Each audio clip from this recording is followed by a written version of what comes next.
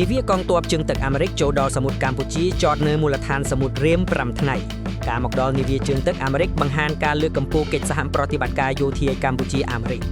សួស្តីប្រិយមិត្តទស្សនិកជនជាទីមេត្រីថ្ងៃនេះយើងមានព័ត៌មានសំខាន់មួយពាក់ព័ន្ធនឹងវិស័យការពារជាតិនិងទំនាក់ទំនងអន្តរជាតិរបស់កម្ពុជាដែលកំពុងទទួលបានការចាប់អារម្មណ៍ពីមជ្ឈដ្ឋានក្នុងនិងក្រៅប្រទេស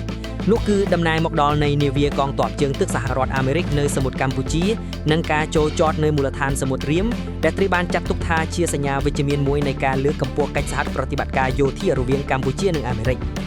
យោងតាមសារព័ត៌មាន Fresh News បានផ្សាយថា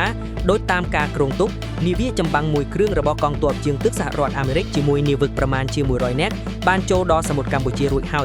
យនឹងចតនៅមូលដ្ឋានសមុទ្ររៀមរយៈពេល5ថ្ងៃចាប់ពីថ្ងៃទី24ដល់ថ្ងៃទី28ខែមករាដំណើរទស្សនកិច្ចនេះគឺជាដំណើរមកកាន់កម្ពុជានៅដើមឆ្នាំ2026ហើយក៏ជាការចូលចតផ្លូវការមួយដែលទទួលបានការរៀបចំនិងសម្របសម្រួលពីភាគីទាំងពីរនាវាកងទ័ពជើងទឹកអាមេរិកដែលចូលចតនៅផែសមុទ្ររៀមក្នុងលើកនេះមានឈ្មោះថា USS Cincinnati LCS 20នាវានេះមានលក្ខណៈពិសេសជាច្រើនទម្ងន់ប្រមាណជា 3000 តោនប្រវែងជិត130ម៉ែត្រមានសមត្ថភាពផ្ទុកឧទ្ធម្ភាគាជានាវាចម្បាំងទំនើបប្រែសម្រាប់បេសកម្មចម្រុះនៅតំបន់សមុទ្រដំណើរទស្សនកិច្ចនេះត្រូវបានដឹកនាំដោយមេបញ្ជាការវរណាវីត្រី Andrew J. Recame ហើយក៏ត្រូវបានចាត់ទុកថាជាការមកដល់នាវាកងទ័ពជើងទឹកបរទេសដំបូងបង្អស់នៅកម្ពុជាក្នុងឆ្នាំ2029ផងដែរនៅពេលនាវា USS Cincinnati ចូលចតដល់មូលដ្ឋានសមុទ្ររៀមវាត្រូវបានទទួលស្វាគមន៍យ៉ាងក្តៅក្តៅដោយឧដាមនាវាត្រី Nsukemera មេបញ្ជាការរងមូលដ្ឋានសមុទ្ររៀមនៃកងទ័ពជើងទឹកកម្ពុជាការទទួលស្វាគមន៍នេះបង្ហាញពីបរិយាកាសមិត្តភាពការគោរពគ្នាទៅវិញទៅមកនិងការបើកចំហនៃកិច្ចសហប្រតិបត្តិការរវាងកងទ័ពជើងទឹកប្រទេសទាំងពីរ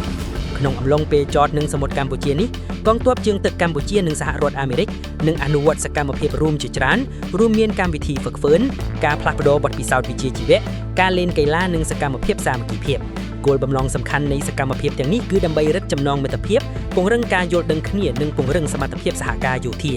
បើតាមប្រវត្តិទំនាក់ទំនងការទូតរវាងកម្ពុជានិងសហរដ្ឋអាមេរិកមានរយៈពេលរហូតដល់76ឆ្នាំចាប់ផ្ដើមតាំងពីថ្ងៃទី11ខែកក្កដាឆ្នាំ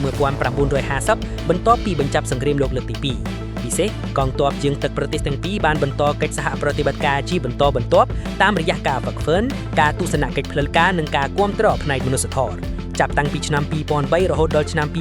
2026នាវាកងទ័ពជើងទឹកសហរដ្ឋអាមេរិកបានចូលចតនៅកម្ពុជាសរុប31លើកជាមួយនាវាចំនួន37គ្រឿងនេះបង្ហាញថាកម្ពុជាគឺជាគោលដៅសំខាន់មួយនៅក្នុងកិច្ចសហប្រតិបត្តិការសមុទ្ររបស់សហរដ្ឋអាមេរិកមន្ត្រីកងទ័ពជើងទឹកកម្ពុជាបានចាត់ទុកដំណើរទស្សនកិច្ចនេះថាជាសញ្ញាបង្ហាញពីការបដិចំពោះរបស់កម្ពុជាក្នុងការអនុវត្តគោលនយោបាយបើកចំហតមលាងធៀបសហការជាមួយដៃគូអន្តរជាតិកម្ពុជាបន្តគាំទ្រការលើកកម្ពស់សន្តិភាពស្ថិរភាពនិងវិបុលធម៌ក្នុងតំបន់អាស៊ាននិងឥណ្ឌូប៉ាស៊ីហ្វិកដោយផ្អែកលើការគោរពអធិបតេយ្យច្បាប់អន្តរជាតិសូមបញ្ជាក់ថាជាមួយនឹងការចូលចតនាវា USS Cincinnati លើកនេះក៏មានដំណើរទស្សនកិច្ចនៅកម្ពុជារបស់នាយឧដាមនាវាត្រី Samuel Papiro មេបញ្ជាការបញ្ជាកាឋាន Indo-Pacific នៃកងទ័ពជើងទឹកសហរដ្ឋអាមេរិកផងដែរលើពីនេះនាវាអាមេរិកគឺជានាវាកងទ័ពជើងទឹកបរទេសទី3ដែលចូលចតនៅមូលដ្ឋានសមុទ្ររៀមបន្ទាប់ពីការធ្វើទំនើបការនិងសម្ភាសប្រើប្រាស់នៅឆ្នាំ2025បន្ទាប់ពីនាវាជប៉ុននិងនាវាចំណាមនេះគឺជាព័ត៌មានលម្អិតអំពីដំណើរទស្សនកិច្ចនាវាកងទ័ពជើងទឹកសហរដ្ឋអាមេរិកដែលបង្ហាញពីរីកចម្រើននៃកិច្ចសហប្រតិបត្តិការយោធារវាងកម្ពុជានិងអាមេរិកសូមអរគុណប្រិយមិត្តដែលបានតាមដានកុំភ្លេច Like Share និង Subscribe Channel គួរដឹង Worth Knowing ដើម្បីទទួលបានព័ត៌មានថ្មីៗជាបន្តបន្ទាប់